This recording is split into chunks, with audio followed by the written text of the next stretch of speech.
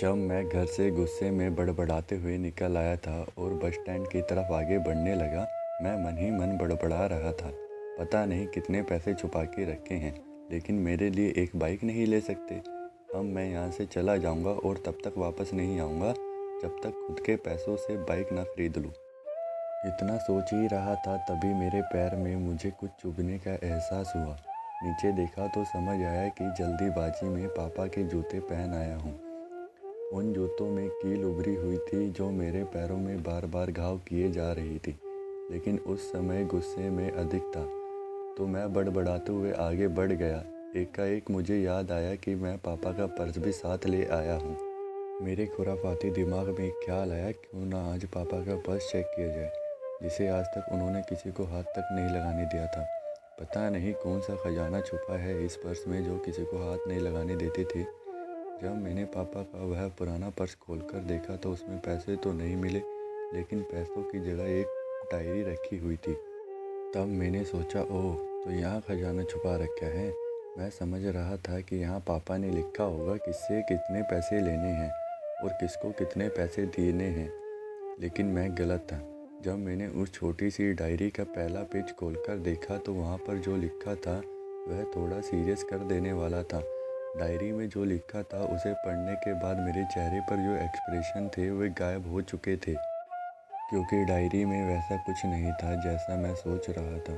वहाँ पर उन पैसों का हिसाब लिखा हुआ था जो अलग अलग कामों के लिए अलग अलग लोगों से उधार लिए गए थे। उस लिस्ट में कंप्यूटर के नाम पर भी पैसे लिए गए थे। कुछ यूँ ही लिखा था, 50,000 रुपये बेटे के कंप्यूटर के लिए। यह वही कंप्यूटर था जिसे मैं आज तक यूज़ कर रहा हूँ, लेकिन मुझे यह पता नहीं था उस कंप्यूटर के ख़रीदने के लिए पैसे कहाँ से आए थे। लेकिन आज पता चल रहा था। मुझे आज भी याद है जब मैंने पहली बार कैमरे के लिए जिद की थी, जो मेरे पापा ने मुझे 2 हफ्ते बाद मेरे बर्थडे पर लाकर दिया था, जिसे देखकर मैं बहुत खुश हुआ था। और मुझसे खुश देखकर मुझसे कहीं ज़्यादा अगर कोई खुश था तो वह मेरे पापा थे। अब मेरे चेहरे से गुस्सा एकदम गायब हो चुका था। जब मैंने आगे का पन्ना पलटा तो वहाँ पर कुछ विश लिखी हुई थी। पहली जो विश थी उसमें जो लिखा हुआ था, अच्छे जूते पहनना। यह बात मेरी कुछ समझ नहीं आई। तभी मेरा पाँव अचानक सड़क पर भरे हुए पानी पर जा पड़ा और तभी मेरे पाँव में कुछ गीलापन होने का एहसास हुआ। जब मैंने जूता उतार कर देखा तो उसका तला टूटा हुआ था। यह देखकर मुझे डायरी में लिखी बात याद आ गई। तभी मुझे माँ पापा की कई बातें याद आ रही थी कि कैसे माँ जब कहती थी पापा से, अब तो जूते पुराने हो गए, नए ले लीजिए, तो पापा अक्सर यह कहकर टाल दिया करते थे, जूते अभी और चलेंगे, अभी कुछ दिन पहले तो लिए थे। मुझे आज समझ आ रहा था कि कितने दिन और चलेंगे। साथ ही साथ यह भी समझ आ रहा था कि पापा पर्स क्यों छुपा कर रखते थे। तभी उस डायरी को पढ़ते हुए बस स्टैंड पर पड़ी बेंच पर आकर बैठ गया। अब उस डायरी की आखिरी पन्ना बचा हुआ था। उस पन्ने को जब मैंने पलटकर देखा तो वह कल की डेट लिखी हुई थी। तारीख के नीचे लिखा हुआ था 50,000 रुपये बाइक के लिए। बस इतना पढ़ा और दिमाग शांत रह गया। अब मेरे मन में कोई शिकवा गिला नहीं बचा था, बस मेरी आंखों से आंसू चल रहे थे। मुझे आज तक नहीं पता था मैं क्यों रोया जा रहा था। अब मैं जल्दी से घर की तरफ भागा, लेकिन जूते की वह कील पाँव में अब तक घाव बनाने में कामयाब हो चुकी थी।